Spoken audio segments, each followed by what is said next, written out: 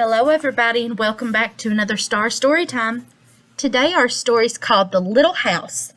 The author of this story is Virginia Lee Burton. Remember, the author is the person that writes the words in the story.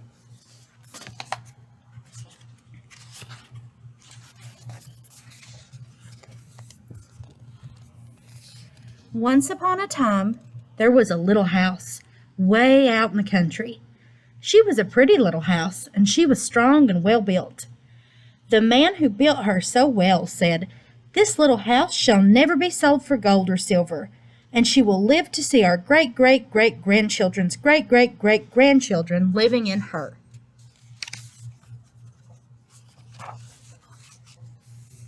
The little house was very happy as she sat on the hill and watched the countryside around her.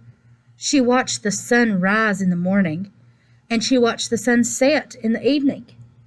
Day followed day, each one a little different from the one before, but the little house stayed just the same.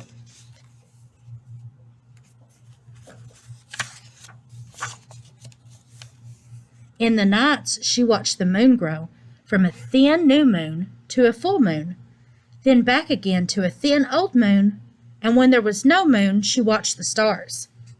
Way off in the distance, she could see the lights of the city. The little house was curious about the city and wondered what it would be like to live there.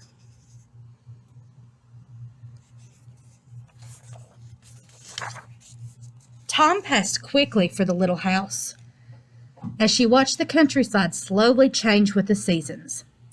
In the spring, when the days grew longer and the sun warmer, she waited for the first robin to return from the south. She watched the grass turn green. She watched the buds on the trees swell and the apple trees burst into blossom. She watched the children playing in the brook. A brook is like a small stream, a small creek. In the long summer days, she sat in the sun and watched the trees. They covered themselves with leaves, and all the white daisies covered the hill. She watched the garden grow, and she watched the apples turn red and ripen. She watched the children swimming in the pool.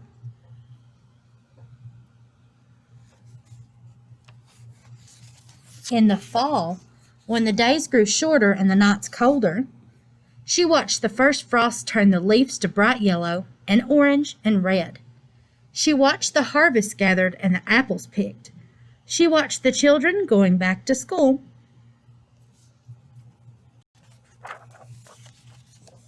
In the winter, when the nights were long and the days short, and the countryside was covered with snow, she watched the children coasting and skating. Year after year, the apple trees grew old and new ones were planted. The children grew up and went away to the city, and now at night the lights of the city seemed brighter and closer.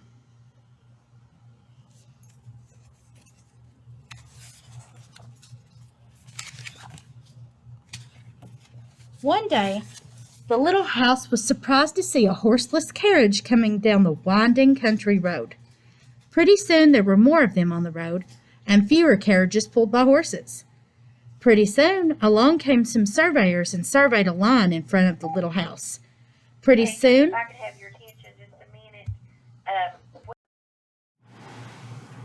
Pretty soon along came a steam shovel and dug a road through the hills covered with daisies. Then some trucks came and dumped big stones on the road. Then some trucks with little stones. Then some trucks with tar and sand. And finally a steamroller came and rolled it all smooth, and the road was done. Now the little house watched the trucks and automobiles going back and forth to the city. Gasoline stations, roadside stands, and small houses followed the road. Everyone and everything moved much faster now than before. More roads were made, and the countryside was divided into lots. More houses and bigger houses, apartment houses, tenement houses, schools, stores, and garages spread over the land and crowded around the little house. No one wanted to live in her and take care of her anymore. She couldn't be sold for gold or silver, so she just stayed there and watched. Now it was not so quiet and peaceful at night. Now the lights of the city were bright and very close, and the street lights shone all night. This must be living in the city, thought the little house, and she didn't know whether she liked it or not. She missed the field of daisies and the apple trees dancing in the moonlight. Pretty soon, there were trolley cars going back and forth in front of the little house. They went back and forth all day and part of the night. Everyone seemed to be very busy, and everyone seemed to be in a hurry. Pretty soon, there was an elevated train going back and forth above the little house. The air was filled with dust and smoke, and the noise was so loud that it shook the little house. Now she couldn't tell when spring came, or summer, or fall, or winter. It all seemed about the same. Pretty soon there was a subway going back and forth under the little house. She couldn't see it, but she could feel and hear it. People were moving faster and faster. No one noticed the little house anymore. They hurried by without a glance. Pretty soon, they tore down the apartment houses and tenement houses around the little house and started digging big cellars, one on each side. The steam shovels dug down 3 stories on one side and 4 stories on the other side. Pretty soon they started building up. They built up 25 stories on one side and 35 stories on another. They're making big buildings. Now the little house only saw the sun at noon and didn't see the moon or stars at night at all because the lights of the city were too bright. She didn't like living in the city. At night, she used to dream of the country and the fields of daisies and the apple trees dancing in the moonlight. The little house was very sad and lonely. Her paint was cracked and dirty. Her windows were broken and her shutters hung crookedly. It looked shabby, though she was just as good a house as ever underneath. Then, one fine morning in spring, along came the great-great-granddaughter of the man who built the little house so well. She saw the shabby little house, but she didn't hurry by. There was something about the little house that made her stop and look again. She said to her husband, "That little house looks just like the little house my grandmother lived in when she was a little girl. Only that little house was out in the country on a hill covered with daisies and apple trees growing around." They found out it was the very same house. So they went to the movers to see if the little house could be moved.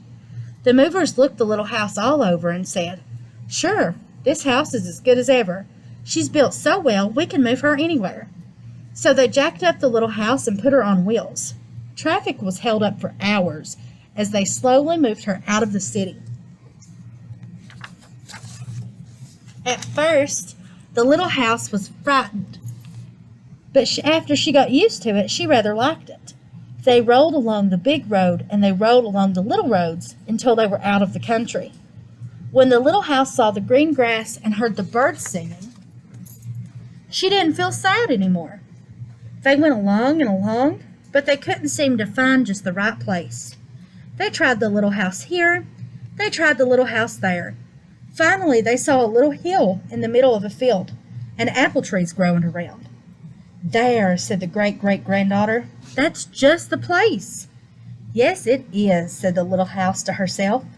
A cellar was dug on top of the hill, and slowly they moved the house from the road to the hill. The windows and shutters were fixed, and once again they painted her a lovely shade of pink. As the house settled down on her new foundation, she smiled happily. Once again, she could watch the sun and moon and stars. Once again, she could watch spring and summer and fall and winter come and go. Once again, she was lived in and taken care of. Never again would she be curious about the city. Never again would she want to live there. The stars twinkled above her. A new moon was coming up. It was spring, and all was quiet and peaceful in the country. That was a very long story, but I hope you guys liked it. I'll see you again soon. Bye.